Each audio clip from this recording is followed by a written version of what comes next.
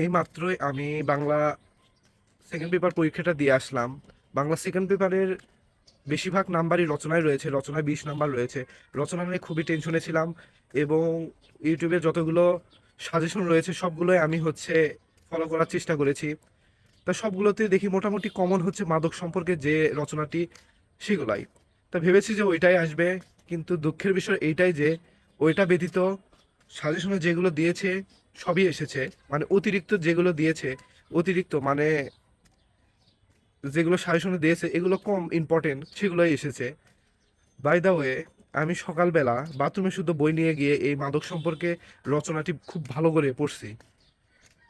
ভেবেছিলাম পাশের এলাকার যে নেশাখোরটি রয়েছে তার সম্পর্কে ব্যাখ্যা দেব, কিন্তু দুঃখের বিষয় এটাই যে ওইটাই আসলো না।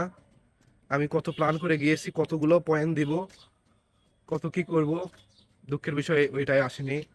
রাজশাহী বোর্ড যে এই হারে বাস দেবে!